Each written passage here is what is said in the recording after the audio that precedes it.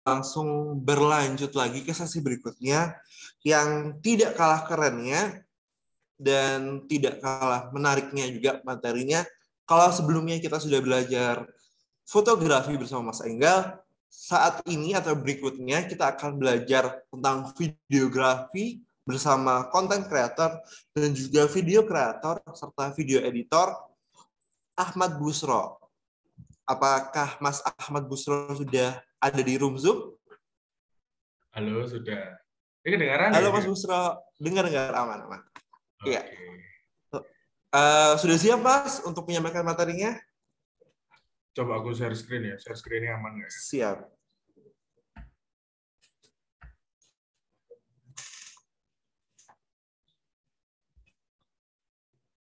Aman nggak ini? Tapi nggak full screen ya kayaknya.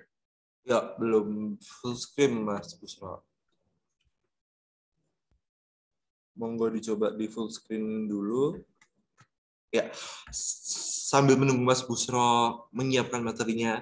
Oke, sudah siap.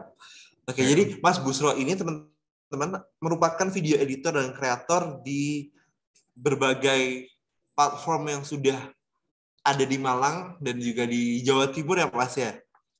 Siap. Semoga ilmu-ilmunya bisa diberikan dan bisa di-share sama teman-teman MacPlanner 2022. Untuk waktu dan kesempatannya saya berikan untuk Mas Busro. Terima kasih, Mas. Terima kasih, Aksal, atas perkenalannya. Sangat berat banget. Sebelumnya, Assalamualaikum warahmatullahi wabarakatuh. Selamat pagi ya. Di sini saya akan menjelaskan. Ini suaranya jelas ya tapi? Jelas, Mas. Oh, jelas. Jelas, Mas. Jelas. Di sini saya akan menjelaskan tentang videografi ya, khususnya menggunakan mobile phone. Gitu. Ini ada file dari HP sama ada dari kamera. Di sini ada filenya Jawa-Jawa. Siapa tahu ada nanti yang pengen ikut-ikut edit bisa di sini ya.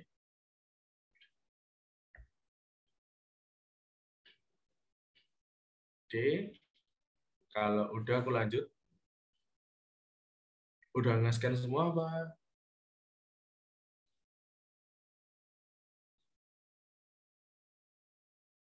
Udah ya, aku skip. Upgrade skill mobile. Waduh, Mas. Belum, Mas. Belum ke-scan, Mas. Belum ya? Sorry. Silakan. Ini di mana?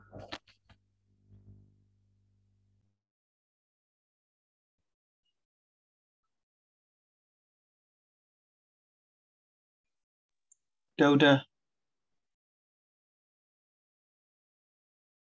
Udah? Oke, lanjut ya. Di sini udah ada yang pernah pakai VN atau CapCut apa semuanya pakai PC semua di sini? Kalau boleh tahu nih. Pernah Mas pakai VN? Pakai VN, Mas. Oke. Pernah pakai CapCut, Mas? Ya udah, kalau semuanya pakai mobile Pakai jadi CapCut, lebih enak Mas. ya. Siap. Ini sedikit tentang saya dan juga IG saya.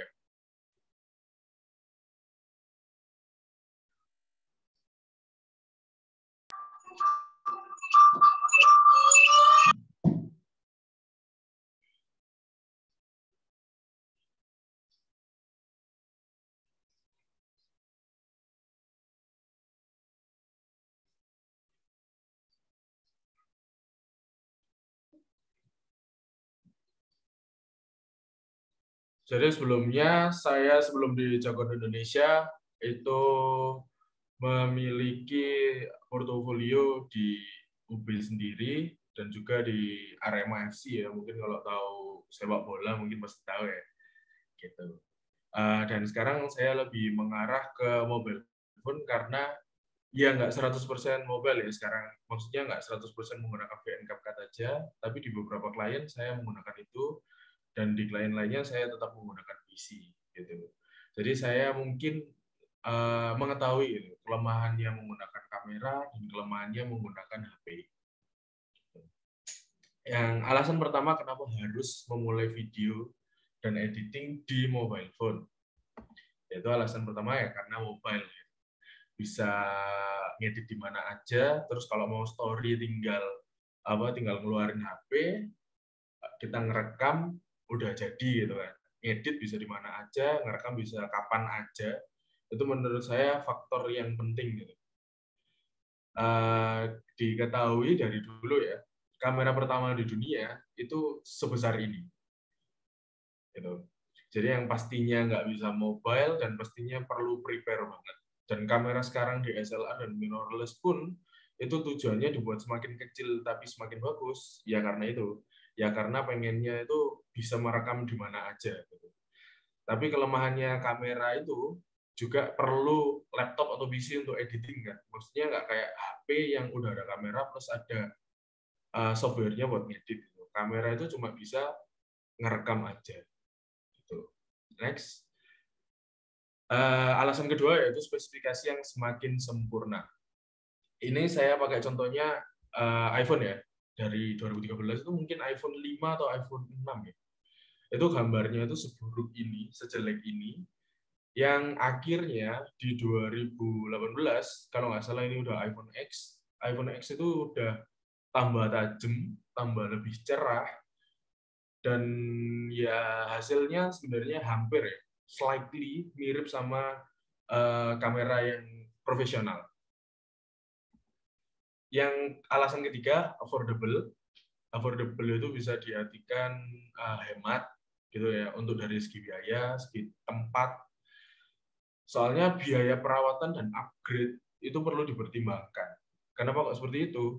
Karena kamera itu punya masanya masing-masing. Biasanya ada kayak contohnya kamera yang pernah dipakai Canon yang lama 750D. 750D rilis tahun 2015. Mungkin cuma bisa dipakai sampai 2015, 2017 gitu. Di situ juga ada faktor-faktor banyak banget yang bikin kamera itu jadi jamuran, kamera itu bisa kegores lensanya, terus upgrade-nya juga nggak bisa kayak langsung gitu loh. Karena bodinya sama lensanya itu kan kepisah. Itu masih kita membahas dari kamera aja gitu kan. Belum lagi kita bahas dari laptopnya. Laptop juga memiliki masa. Gitu. Jadi upgrade-nya itu nggak bisa sekalian gitu. Kalau kita upgrade mungkin dari anggap aja kita beli di 2017 gitu ya. Itu udah memiliki kamera dan prosesor dengan software-software yang sudah bisa kita update di yang tahun 2017 gitu. Maksudnya kita sudah membeli kamera, sudah membeli alat rekam, dan juga alat edit yang menggantikan sebanyak ini. Gitu. Dan kenapa kok menurut saya lebih hemat ya? Soalnya harganya lensa sendiri itu yang minimal pun ya menurut saya itu masih di kisaran 4-5 juta. Itu kalau dibelikan HP kan udah bisa dibelikan HP iPhone X mungkin ya untuk hasil yang wow banget gitu. Apalagi di laptop gitu. Di laptop pun 4-5 juta ya mungkin dapat laptop yang low end ya menurut saya. Masih low banget gitu, belum high end. Nah, kalau 4-5 juta kita belikan HP, ya tadi bisa lebih baik lagi dari laptop yang harganya 4-5 jutaan. Gitu. Next.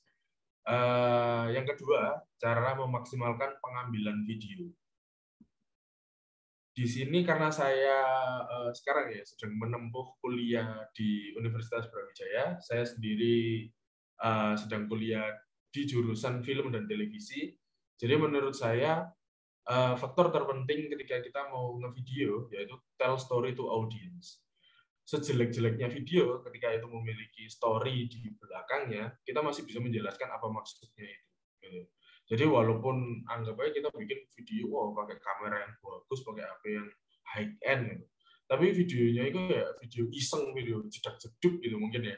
Ya itu ya bakal ya wis gitu tok. Gitu. Tapi ketika kita membikinnya itu biasa banget, nggak pakai efek yang macam-macam. Tapi di situ kita bercerita, apalagi di sini kan ada cerita di balik produk ya, gitu. Mungkin kalau di saya burger gitu ya, Di burger kenapa sih kok burger shot itu jarang pakai jedak-jeduk? Karena orangnya pengen kelihatan orang itu bukan lebih ke apa ya? Bukan lebih ke menikmati musiknya atau menikmati editannya, bukan seperti itu. Tapi lebih ke kenapa kita harus membeli burger itu, kenapa kok kelihatan lezat banget gitu. Jadi beberapa produk itu malah concern-nya itu lebih ke tell story gitu. Jadi ketika orang lihat video ini, apalagi di 5-7 detik awal ya, kalau di story atau reels itu yang penting ya. Ketika jedak-jeduk ya itu untuk beberapa orang gitu. Tapi tujuannya bukan untuk membeli ya, tapi untuk insight gitu. Selanjutnya ini dimulai dari story ya, dimulai dari awalnya dulu IG story, terus lanjut WA story, Facebook story, terus lanjut di reels. Itu jadinya beberapa video itu akan lebih dinikmatinya yang versi vertikal. Kenapa kok versi vertikal? Karena HP kita sendiri itu akan full screen ketika kita ngeplay vertikal ya. Maksudnya vertikal itu tegak gini ya. Gitu. Kalau gini kan landscape, kalau gini vertikal. Gitu. Jadi kita nggak perlu miringin lagi HP, jadi kita tegak aja udah jadi full screen gitu. Apalagi nge-swipe-nya ke bawah kan kalau nge-next itu lebih mudah ya. Itu alasan kenapa story dan reels itu lebih diminati daripada YouTube gitu. Mungkin kalau kita seringnya ya, kalau nonton video YouTube atau nonton film dengan landscape itu kayak butuhin waktu yang lama. Kalau lihat iseng aja buat ngebalik, walaupun itu ngebalik cuma 1-2 detik ya, tapi kita pasti akan memilih video reels dan lain-lain itu. Video reels, video TikTok gitu. Makanya kenapa view-nya reels dan view-nya TikTok itu sekarang lagi gila-gila banget karena itu. Karena orang lebih menikmati nge-scroll gitu. Dapat notif balas WA ya wis tinggal langsung pencet gitu kita balas. Tapi kalau kita dari YouTube itu butuh ngebalik lagi, butuh ngebalik ini gitu. Kenapa video vertikal lebih diminati? Next, ini rumus yang saya dapat ya dari perfilman, yaitu ada namanya itu ABK rumus ini ya. Rumus ini banyak orang itu menamai dengan unsur-unsur sinematografi. Padahal sinematografi itu kan kalau di dalam film ya itu kita menggunakan lensa sinema, menggunakan kamera sinema untuk membuat video. Jadi sinematografi itu sudah banyak artinya sekarang. Jadi bukan hanya menggunakan kamera sinema dan lensa sinema aja, tapi dengan video yang bagus, video yang estetik ya zamannya sekarang ya, itu sudah dinamakan ini sinematografinya bagus banget.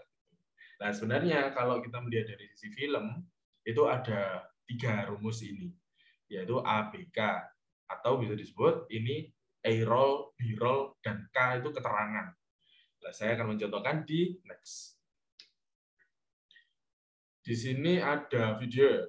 Videonya itu K, keterangan. Di sini tempatnya di hutan. A-roll-nya ada seseorang yang turun dari mobil. Dia mengambil shovel, mengambil alat gali. B-roll-nya itu ya tetap gitu. Ini contoh sederhana saja yang sering digunakan dalam film, MV atau video produk gitu. Maksudnya A-roll, B-roll, dan keterangan, kalau kita sudah melihat itu tadi, A-roll adalah shot utamanya yang menjelaskan videomu itu maksudnya apa sih. B-roll itu ketika kalian ingin melebih-lebihkan keadaan, dan keterangan ingin menunjukkan keterangan bisa waktu, bisa keterangan tempat, bisa keterangan produk gitu ya. Jadi keterangan di hutan, A-roll-nya ada pria turun, dan ada unsur dilebih-lebihkan di B-roll-nya. Jadi B-roll-nya itu dia sebenarnya shoot itu nggak ada pun nggak masalah.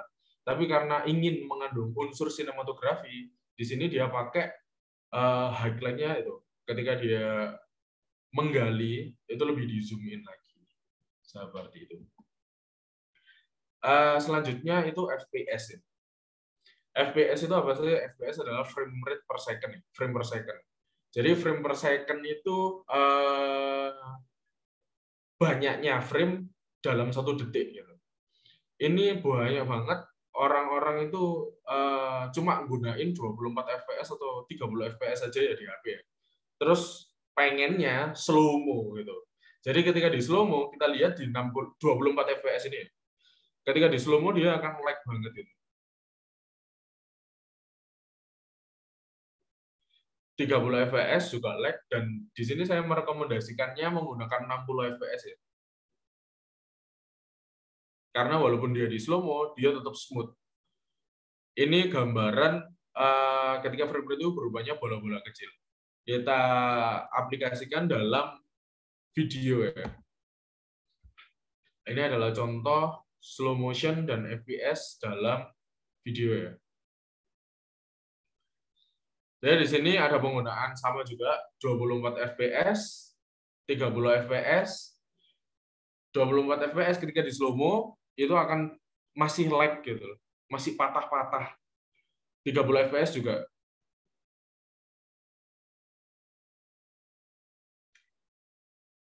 Masih patah-patah. Tapi ketika 60 fps itu sudah nggak patah-patah ya.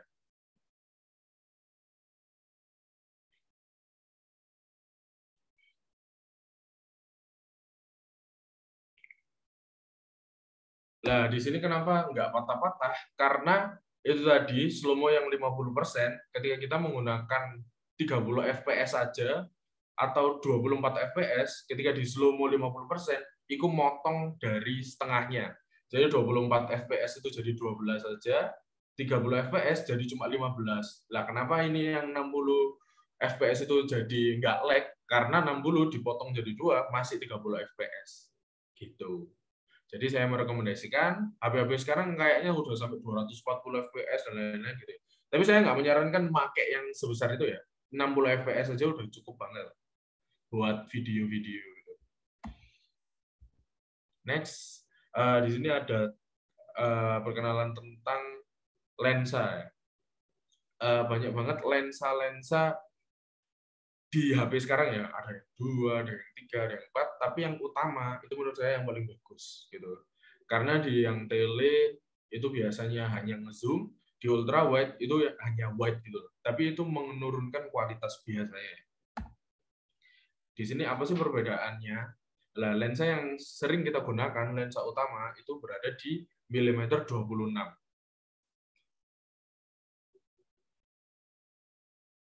Di milimeter 26, lensa ini menurut saya udah perfect banget ya sebenarnya ya. Karena sudah mencakup gambar yang tajam dan nggak terlalu zoom atau terlalu wide gitu. Ini lensa ketika dipakai dengan landscape itu tadi. Gitu. Next.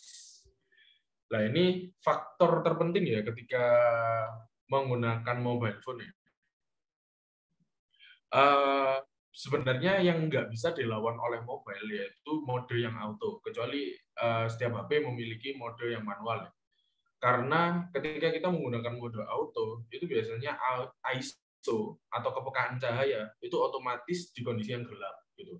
Akibatnya seperti ini. Kenapa kok HP itu masih belum bisa mengalahkan kamera ya di kondisi gelap maksudnya ya. Di kondisi gelap ya karena ini noise-nya kadang itu masih kelihatan banget gitu.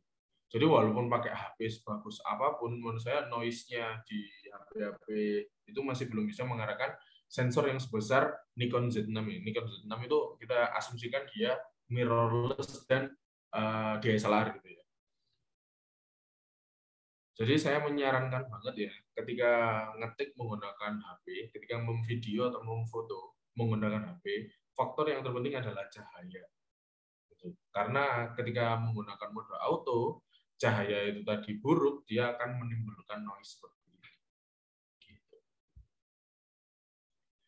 Terus stabilize with handheld, gitu ya. Banyak banget yang tanya ya kadang ketika lihat video-video saya di IG gitu, oh ini serius nggak pakai stabilizer, oh ini nggak pakai ini. Sebenarnya banyak banget kok tips-tipsnya di YouTube ya. Tapi ini saya rangkum. Ketika kita menggunakan DSLR, mungkin kita bisa menggunakan teknik the taut strap ini, taut strap, T-Rex, elbow plant, knee bend. Tapi Ini semua bisa kita lakukan dengan menggunakan HP. Touch strap itu kita tanpa strap itu pun juga bisa. Yang penting kondisinya seperti ini. Kondisi T-Rex ini kondisi yang paling bagus ketika menggunakan HP, yaitu di lock dari 3 titik itu, dari pergelangan tangan, siku, dan juga lengan. Kebanyakan orang ketika menggunakan HP itu pergerakannya itu agak ngasal ya. Jadi videonya kadang getar, videonya kadang apalagi nafasnya itu nggak dijaga, itu pasti videonya getar. Kecuali pakai tripod ya, atau kecuali ada benda untuk tumpuan gitu. Ini elbow plant dan knee bend itu keduanya menggunakan tumpuan.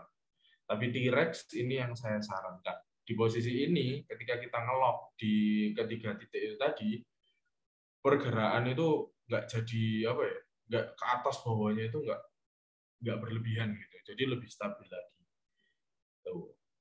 Next, referensi ya. Referensi di sini itu menurut saya sangat penting banget. Habis ini saya akan nunjukin video-video yang menggunakan kamera yang murah-murah gitu. Ada kamera HP dan ada kamera yang 120 ribuan aja udah bisa bikin MV. Di sini ada dari Johnny Asti. Itu menggunakan Vivo X60. Dia sudah bisa membuat trailer film ya mungkin ini ya. Maksudnya ke semi film pendek.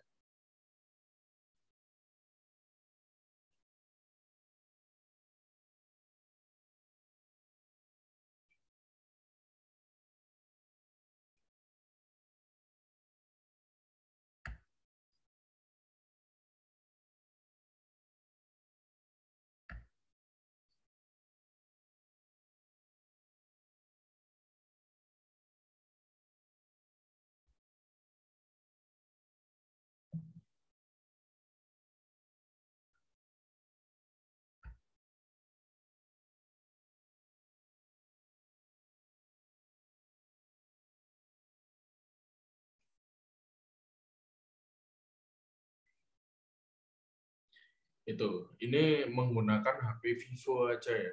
Tapi HP Vivo ini yang high end ya, mungkin yang masih 7 atau 8 jutaan, itu pun dia masih mengakalinya itu dengan tik-tik di luar atau outdoor dengan menggunakan cahaya alami kayak matahari dan lain-lain. Dia sangat sangat menghindari banget tik-tik di indoor. Karena ya itu tadi faktornya karena sensor kamera lebih kecil, jadi takutnya noise, jadi dia pakainya yang outdoor aja. Gitu. Kalau itu tadi ada video dari kamera 7 jutaan, next ada video dengan menggunakan Xiaomi Redmi Note 5 ya ini. Xiaomi Redmi Note 5 dari Der, ini iklannya Coca-Cola.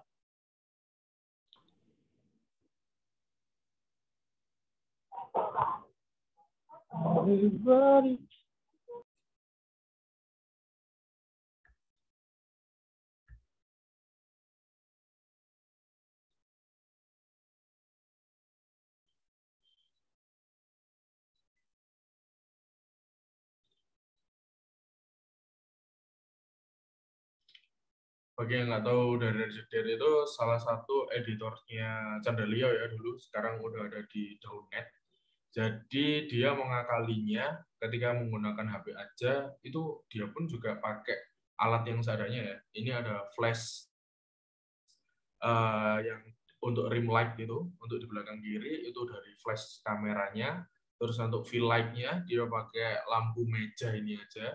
Terus untuk yang di depannya buat lampu di atasnya dia pakai ring light aja gitu. Ring light-nya yang dipakai pun ring light kecil gitu. Itu pakai Xiaomi Redmi Note 5 yang sekarang mungkin harganya udah 1 juta atau 1,5 nih. Itu dia bisa bikin video seperti itu.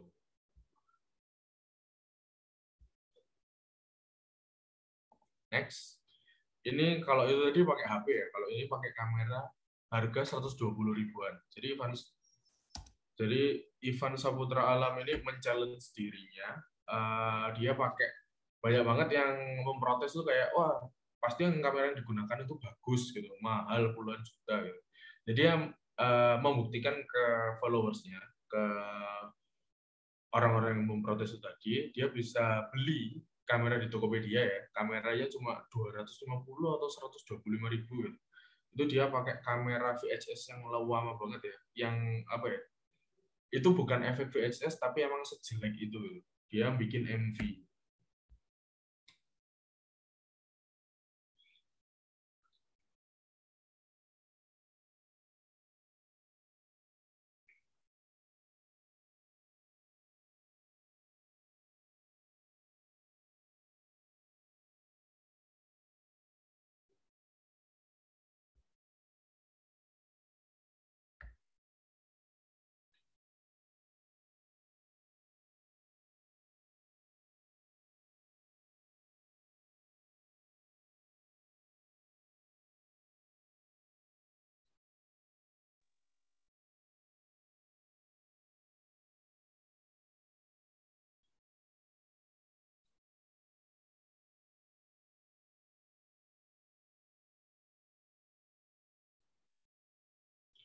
Lagi-lagi yang digunakan adalah take outdoor ya, yaitu pemanfaatan matahari di senja, di saat senja. Itu tadi ya, kenapa kok kita tetap ya, saran saya yaitu cahaya, yaitu tadi karena di HP sekarang kelemahannya masih dari segi low light gitu aja, gitu. Next, the power of editing ya. Yang ketiga, di sini kenapa sih kok saya menyarankan itu pakai VN dan CapCut gitu. Yang pertama free, yang kedua no watermark ya. Watermarknya kan yang ada di belakang hitam itu bisa dihapus ya. Terus efek transisi dan fitur yang selalu update. Terus yang keempat, speknya itu middle to low gitu. Jadi nggak perlu high banget. Terus yang terakhir support creator gitu.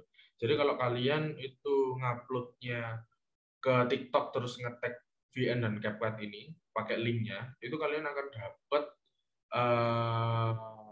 apa ya namanya, LUT atau apa ya, grading gitu, dapat color free dari TikToknya gitu. Jadi kayak bisa dibuat macam-macam warna gitu. Apa sih yang mempengaruhi dari segi editing? Yaitu yang pertama cutting, yang kedua musik, yang ketiga efek, yang keempat transisi, dan yang kelima color. Kenapa saya menaruh cutting di pertama ya? Karena di cuttingan yang mungkin cepat dan lambat itu berpengaruh banget loh sebenarnya ke mood video itu. Di sini saya akan mencontohkan dengan menggunakan cuttingan yang berbeda, dengan menggunakan musik, efek, dan transisi color yang berbeda, itu bisa loh membuat mood yang apa ya, berlawanan banget gitu. Jadi saya akan mencontohkannya menggunakan footage yang sama dari Jiwa Jawa gitu. Di sini dari Jiwa Jawa itu sedikit men-challenge mungkin ya, sedikit men-challenge kalau kita bisa nggak sih dari tag yang tadi, aku pengennya yang mellow gitu. Bisa nggak sih dari itu aku pengennya yang kelihatan energik gitu. Ini contohnya. Jadi ini yang adventure, upbeat, dan energetik.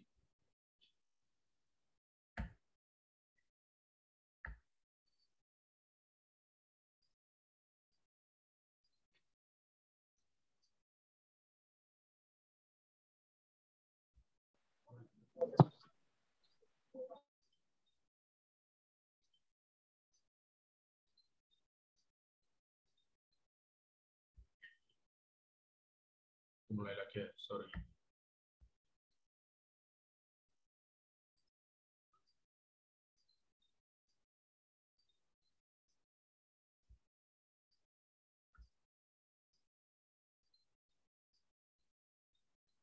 Jadi di sini dengan menggunakan teknik cutting yang lebih cepat ya, teknik cutting yang lebih cepat, terus pemilihannya beat-nya juga lebih cepat, itu akan menimbulkannya kesannya itu energetik, terus adventure. Nah di sini dengan video yang sama, saya menggunakan teknik yang slow banget, terus menggunakan musik yang slow, terus saya tambah efeknya itu dreamy kalau nggak salah namanya. Ini pakai VN aja kok.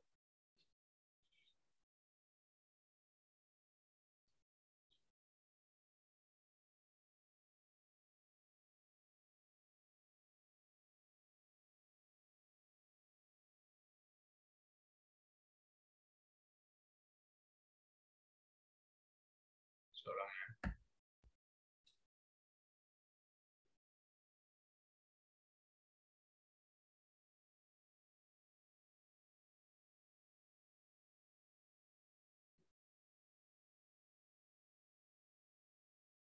Nah, udah.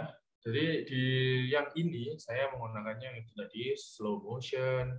Saya juga menggunakan transisi-transisi yang apa ya, nggak lebay kayak yang pertama mungkin ya saya menyebutnya. Nggak apa ya, nggak yang zoom in zoom out gitu. Jadi saya menggunakan yang transisi yang biasa banget, tapi kesan yang ditimbulkan yaitu dramatik dan emosional.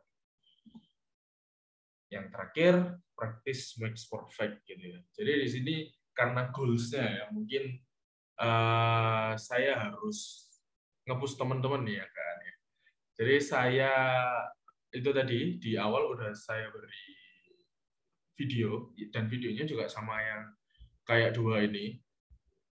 Di situ udah ada materi teksnya dari jiwa-jawanya, ada logo, dan juga ada apa ya? Ya itu aja sih. Sini saya men-challenge ya, di sini saya men-challenge teman-teman buat nge-upload itu tadi sebagai apa ya? Mungkin nggak ada absen ya di sini ya? Apa ada ya? Ada dong, Mas. Oh, Kita ada ada ya? absen. Nah, itu mungkin absen di sosial medianya sekalian. Itu edit sesuai kreasi kalian aja nggak apa-apa. Mau ikut saya yang energik atau ikut yang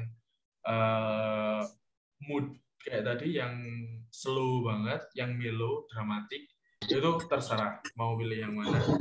Tapi di sini saya pengennya lihat gitu kemampuannya teman-teman itu ketika mendapatkan footage seperti itu gimana gitu.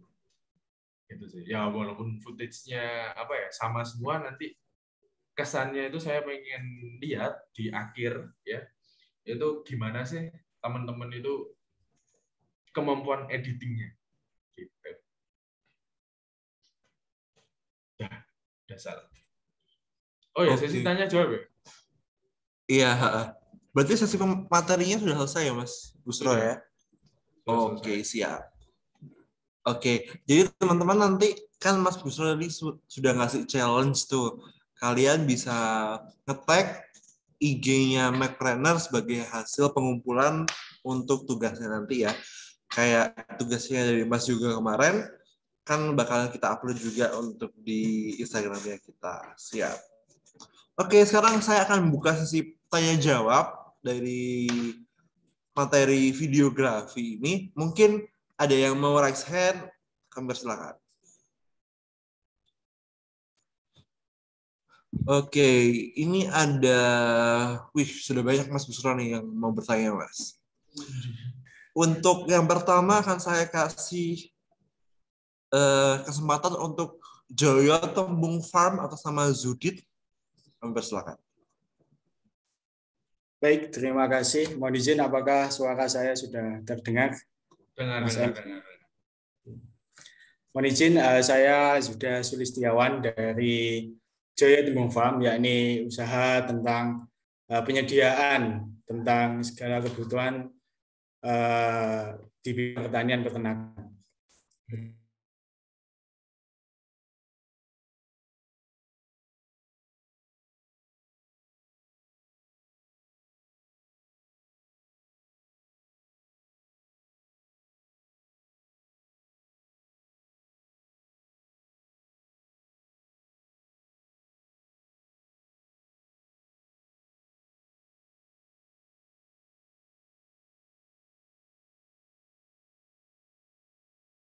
Di sini juga permasalahannya ketika kita mereview itu apa ya, noise suara dari luar itu sangat sangat mempengaruhi terhadap video yang kita edit seperti itu. Mungkin dari Mas Ahmad Busro ini ada aplikasi atau teknik tertentu, karena sudah saya taati di Premiere itu buat mengecilkan noise suara itu sangat bermanfaat, karena ya kita mungkin terbatas dengan mikrofon juga sih sebenarnya, seperti itu. Apakah ada saran lain seperti itu? Terima kasih. Ini boleh langsung tak jawab ya, apa? Monggo langsung dijawab aja Mas Busro, karena nanti takutnya numpuk-numpuk. Lupa ya. Kalau saya yang menyarankan ya, karena audio visual itu yang kenapa sih namanya kok bukan visual audio ya, tapi audio visual? Yang terpenting itu sebenarnya audionya. Soalnya kenapa seperti itu? Karena kita bisa melihat video jelek, tapi suaranya tetap bagus, daripada kita melihat video bagus, tapi suaranya melengking gitu, suaranya jelek gitu. Nah, itu udah bener banget dipikirkan dari audionya. Kalau saya merekomendasikannya ya, ketika itu kita take-nya itu kayak apa berbicara atau ngasih VO, itu saya sebenarnya menggunakan headset biasa itu bisa banget loh. Gitu sih. Di ruang yang tertutup terus menggunakannya headset. Kalaupun nggak bisa pakai headset, maksudnya headsetnya ternyata nggak ada noise cancellation dan nggak ada ruang yang kosong, itu mungkin beli mikrofon. Mikrofonnya itu saya menyarankan dulu ya, saya pernah bikin film itu pas awal-awal, itu cuma pakai clip-on yang 5.000-an itu, Mas. Clip-on yang 5.000-an itu udah apa ya, powerful banget kok menurut saya. Tinggal ditempelin di sini pakai selotip, terus ngobrol atau nge-VO, itu membantu banget. Gitu sih. Karena setahu saya ya, setelah saya nyoba clip-on yang 5.000, terus 100.000 sampai jutaan, kalau penontonnya itu ngelihatnya hanya lewat HP, yang otomatis HP itu speakernya kadang mono ya, untuk beberapa HP aja kadang kan speakernya baru stereo. Itu kualitasnya itu enggak yang segitunya gitu loh, berpengaruhnya ya. Gitu sih. Tinggal nanti dirapiin di editing itu aja. Jadi itu tadi kalau di otak-atik di Adobe Premiere kayak pakai noise cancellation dan lain-lain, itu akan apa ya, korbannya biasanya suara utamanya juga ikut kerendam gitu. Ya itu. Jadi kalau bisa emang ngakalinya gitu. Jadi kalau seandainya, wah aku pengen ngetik nih, udah jadi take-nya. Di situ kan ada dua pilihan, ngetik langsung sama suaranya atau ngetik video dulu baru suara nanti gitu. Nah, saya merekomendasikan mungkin ngetik video dulu baru suaranya di VO sendiri gitu. Dan kalau saya lihat juga ya di HP mulai dari 2020-an ya, atau itu merek apapun, itu mic-nya udah bagus kok harusnya ya. Gitu. Jadi kalau pengen beli emang budgetnya nggak banyak-banyak banget, ya saya pakai yang itu mix clip on eksternal yang apa ya di bawah 50.000 kok pokoknya. Itu udah bagus kok. Gitu. Oke, Mas Zuda, apakah sudah terjawab, Mas Zuda? Siap, sudah terjawab. Terima kasih kepada Mas Ahmad. Oke. Sama-sama. Siap. Next kita bakal lanjut ke pertanyaan yang ada di kolom chat dulu nih, Mas Busro. Ada pertanyaan dari Rofiul Ansori dari ADT ingin bertanya. Pertanyaannya, pertanyaan saya, kapan waktu yang tepat untuk mendapatkan hasil yang maksimal dalam memproduksi video sinematik seperti itu, Mas? Oke.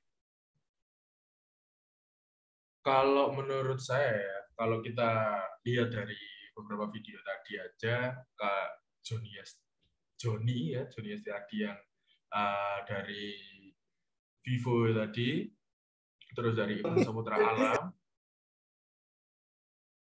itu menurut saya waktu yang tepat itu di senja mungkin dari jam 3 sampai jam 5, sama di pagi hari.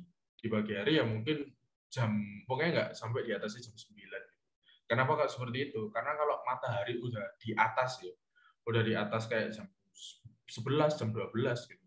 Itu biasanya pas pertama minusnya ya mungkin itu panas banget, dan keduanya itu bayangannya itu jelek gitu loh menurut saya, karena di atas banget itu. Maksudnya kalau seandainya produknya di sini, matahari udah di sini, itu bayangannya udah jelek. Tapi kalau matahari masih dari sini kayak itu tadi di sore atau di pagi, itu mungkin lebih baik gitu sih. Jadi terus juga matahari di jam segitu, di jam sore atau di jam pagi, itu nggak terlalu hard atau nggak terlalu ya anggap aja gini ya. Ini saya pakai di matahari dari sore gitu ya. Lah mungkin di matahari jam 12 itu bisa kayak gini. Gitu. Lah takutnya kan itu kalau kita pakai kamera yang auto itu kayak gitu. Jadi pasti ada yang dikorbankan gitu loh. Nggak tahu F-nya dikorbankan, nggak tahu shutternya dikorbankan. Jadi lebih jelek lagi. Tapi kalau kita menggunakannya di sore hari dengan cahaya yang apa? Ya standarnya gitu loh. Maksudnya nggak terlalu cerah dan nggak terlalu gelap banget, yaitu di jam seperti itu. Gitu. Oke, siap. Terima kasih jawabannya Mas Busro atas pertanyaan dari Mas Saiful Ansaudi tadi. Next, kita akan lanjut lagi ke pertanyaan yang ada di raise hand nih. Untuk Mas Gilang Ganesa dari tim Sebelah Gandol. Selamat pagi Mas Gilang. Apakah bisa menyalakan kamera dan on mic? Oh, baik, terima kasih atas kesempatannya. Sebelumnya mohon maaf, untuk suara saya apakah terdengar rekan-rekan semua? Terdengar. Baik. Saya lebih perkenalkan, nama saya Gilang Ganesa dari tim Sebelah Gandol. Sebelumnya perkenalkan apa sih Sebelah Gandol itu teman-teman? Yang membedakan Sebelah Gandol dengan sebelah yang lainnya, kami memadukan tes dari rasa soto Lamongan gitu Mas. Jadi produk kami ada Koya soto Lamongan gitu. Jadi sudah menyesuaikan untuk lidah masyarakat Lamongan. Nah di sini saya ingin menanyakan lebih ke teknis Mas Busro. Ya. Untuk pengambilan shoot video produk makanan, sebaiknya yang bagus itu gimana ya Mas, biar agar menarik para customer gitu. Biasanya kalau kita mau instastory kan cuma terpusat di produknya saja gitu.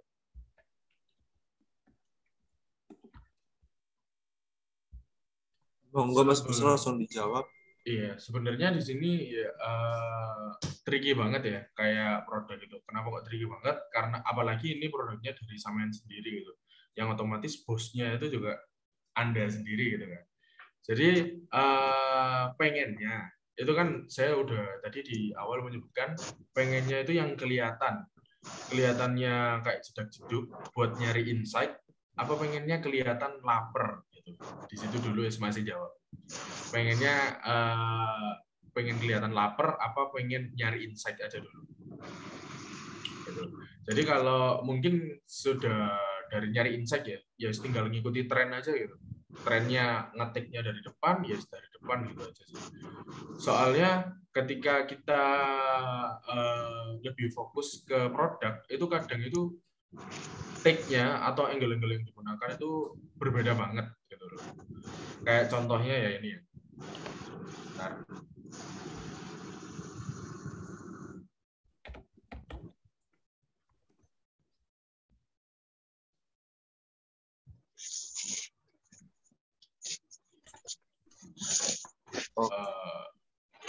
Share screen.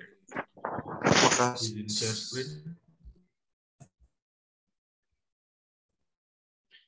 Ini kelihatan Mas ya?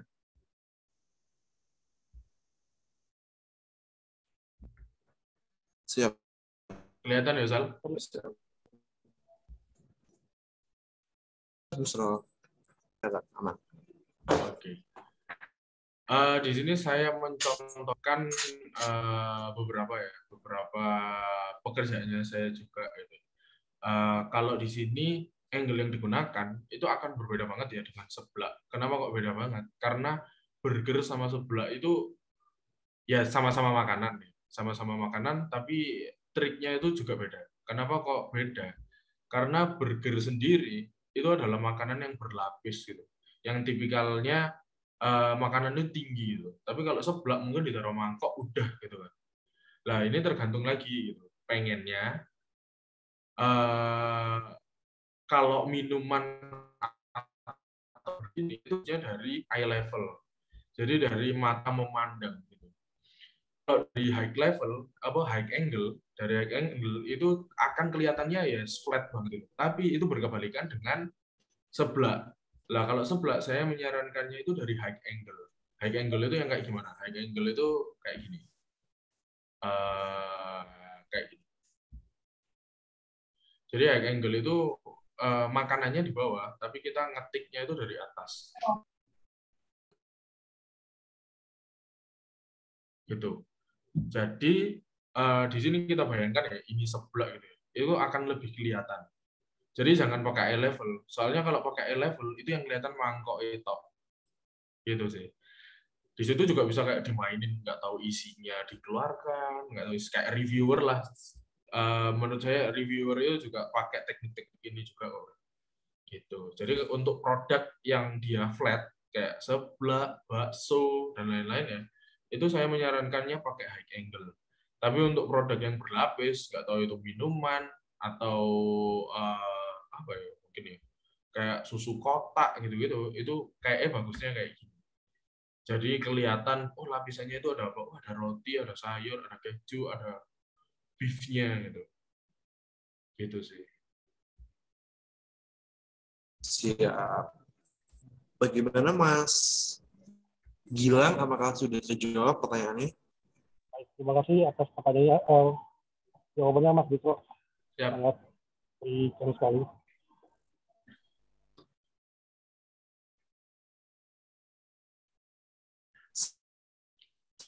Ya.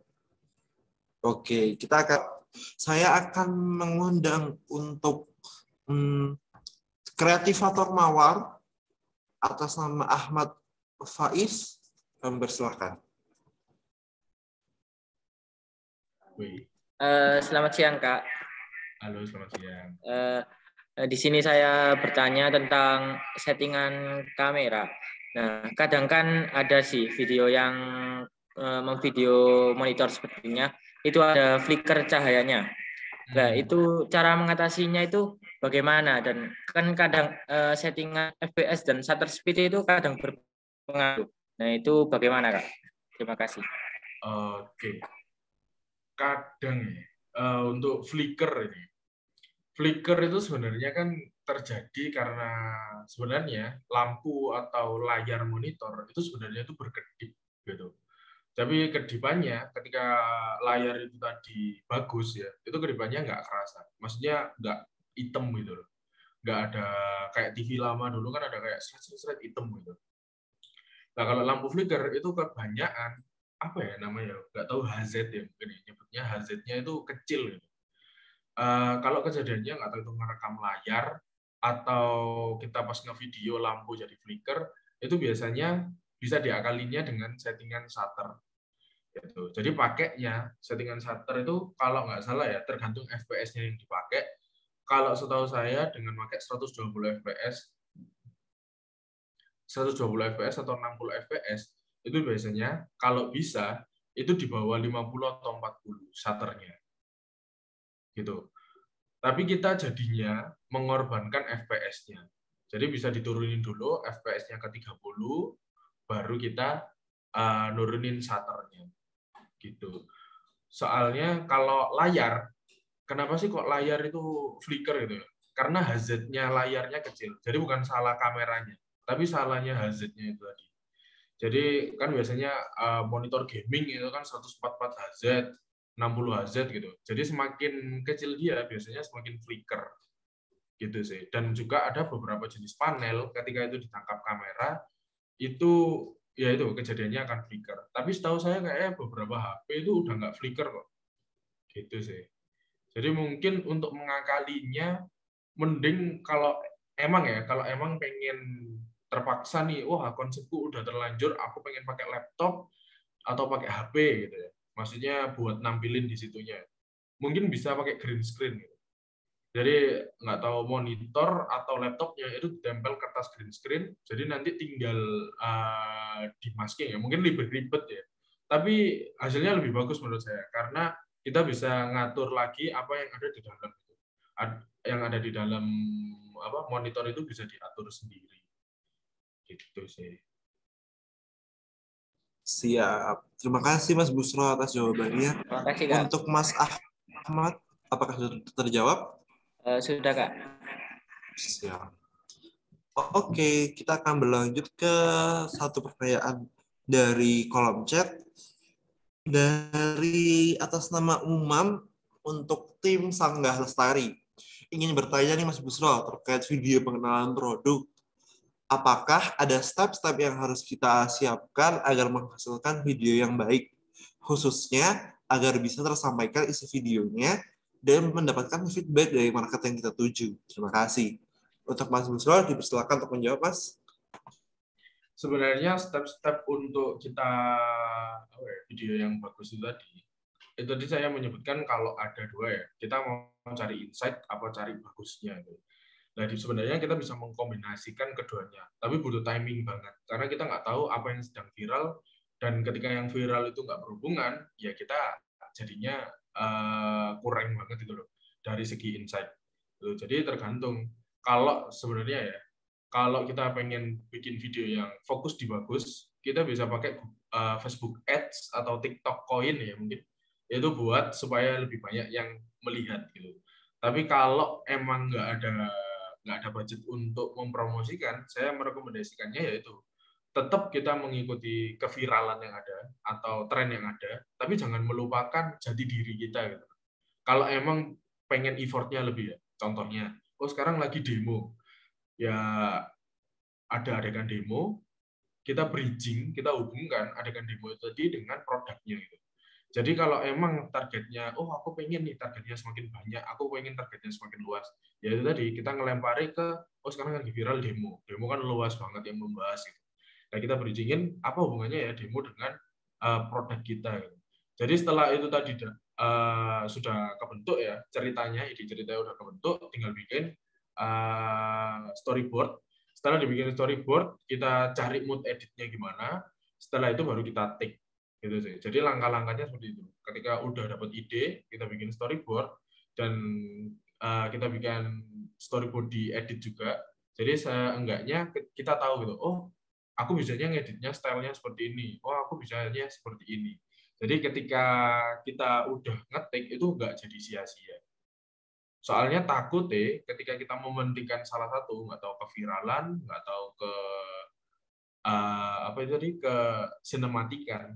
Kalau salah satu itu tadi ada yang miss karena kita nggak ada budget untuk ads ya tadi, jadi videonya yang lihat biasa aja.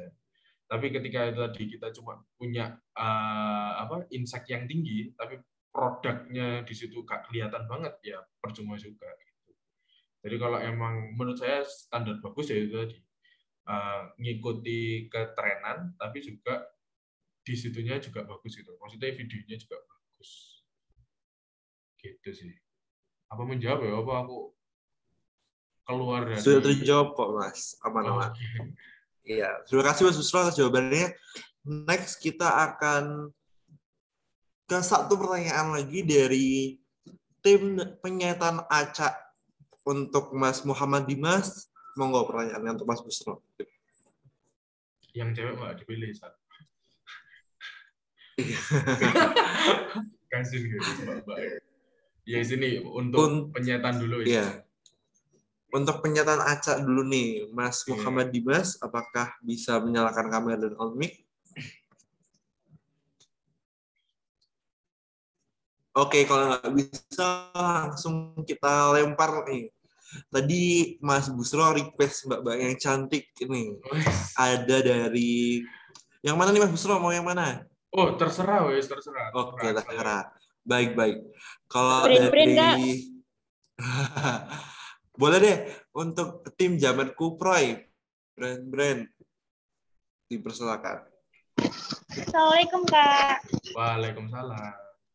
Ini mohon maaf, kita itu kendalanya di kameranya kan pakai Samsung A51 itu.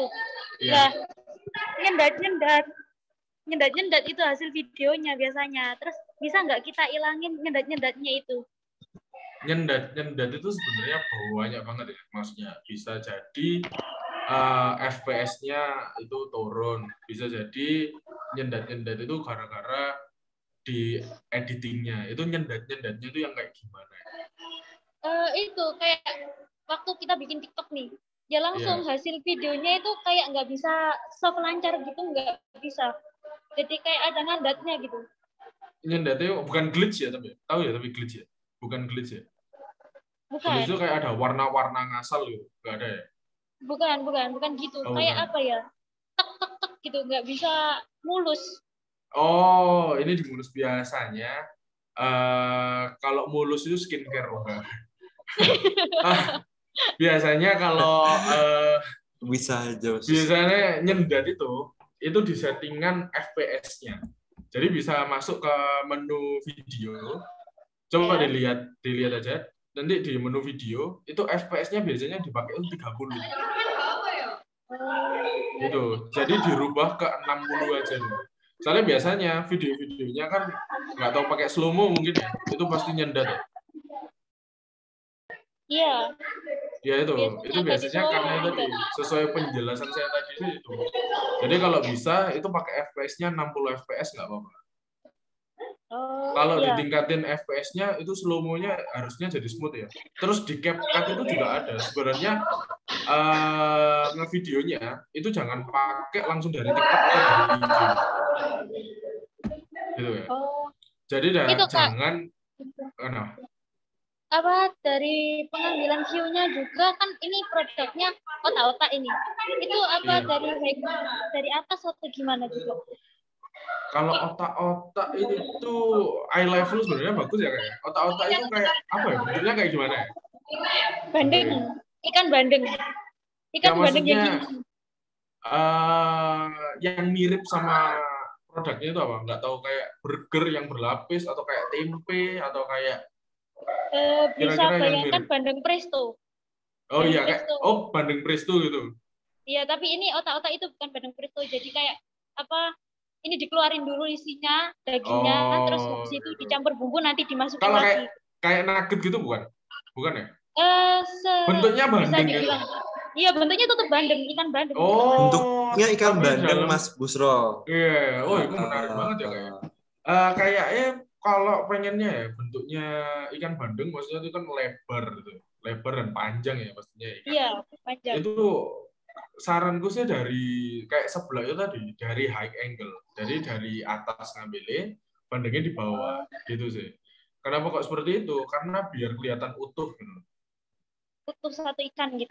Iya, kalau emang pengennya ikan bandeng terus dalamnya otak-otak ya biar kelihatan utuh gitu. Soalnya kalau kita ngambilnya dari sejajar ya, bandeng gini terus kita ngambilnya sejajar gitu. Ya kelihatan sirip petok gitu kan. Tapi kalau kita dari atas itu kayak ya lebih enak lah. Ya Kak, makasih. Iya, sama-sama. Siap. Terima kasih Mbak untuk pertanyaannya.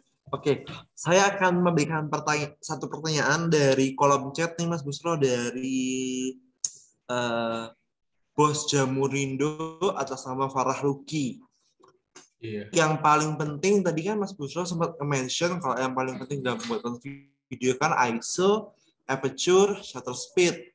Nah, kalau dalam HP itu kan sudah ada kamera pro-nya.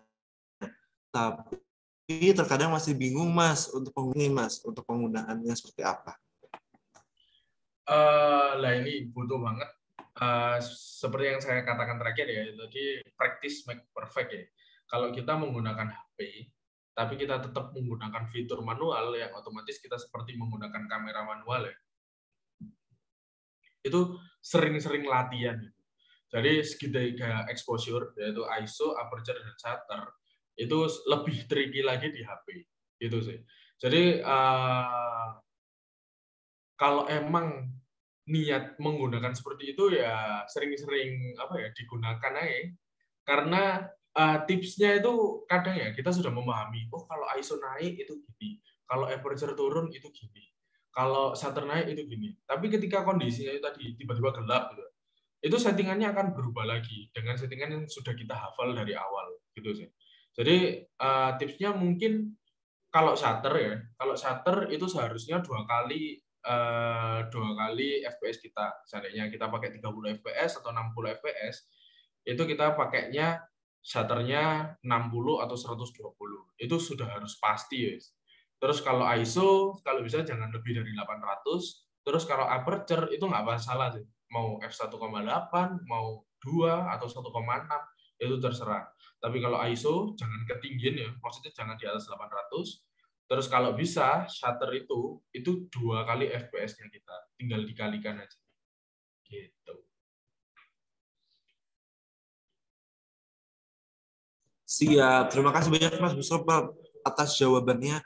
Mungkin satu lagi boleh ya Mas ya? Untuk aku milih boleh tanya nih jawabnya. satu ini. Yang ini satu dari aku, yang mana satu dari aku terakhir, dari kamu terakhir ya. Boleh. Silakan Mas Busro milih. Satu dari aku terakhir ini, saya coba ini apa ya? Mungkin ini curhatan ya. Saya coba cek di HP, settingan videonya nggak ada 60 fps. Solusinya berarti ganti HP. Sebenarnya ya itu mungkin salah satu solusi terakhir ya, ganti HP ya. Tapi di CapCut itu sekarang ada namanya itu ketika slow-mo, ketika kita nge-slow-mo di CapCut, itu ada namanya make it better atau apa gitu. Itu jadi kalau kita ngerekamnya cuma bisa ya, anggap aja HP ini cuma mentok 30 fps atau 24 fps. Di CapCut itu sekarang udah bisa bikin itu smooth seperti ya, selayaknya 60 fps. Jadi bisa dirender ke 60 fps. Aku nggak tahu ya case-nya terjadinya seperti apa, tapi aku pernah nyoba di aku ya 30 fps. Aku nyoba render 60 fps dengan efeknya CapCut itu tadi. Coba nanti cek di YouTube deh tentang itu ya. Itu bisa kok. Jadi bisa lebih smooth. Kalau nggak gitu, seandainya nih, aku mentok di 30 fps, ya nggak usah pakai efek slow-mo mungkin ya. Kalaupun pengen slow-mo-nya minimal di 80 atau 90 aja. Jadi jangan sampai setengahnya.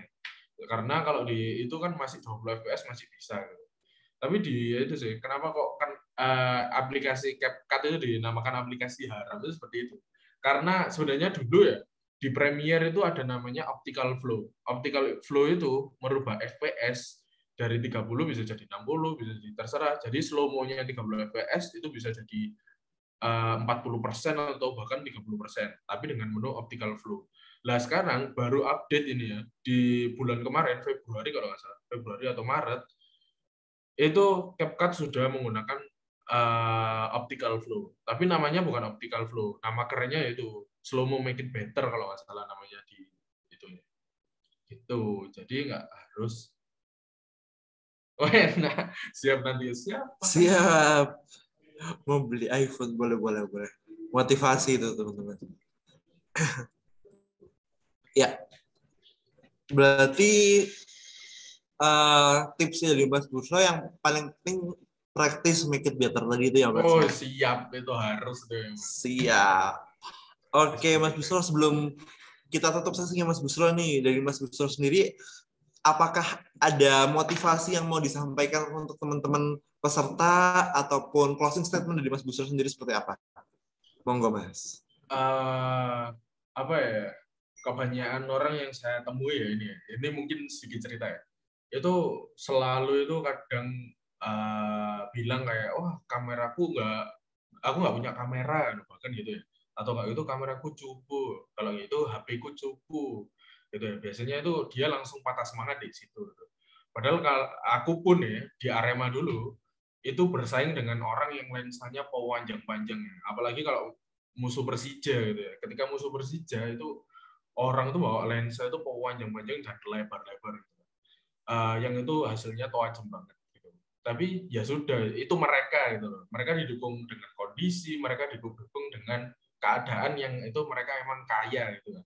Emang difasilitasi nggak tahu dari kantornya atau dari orang tuanya.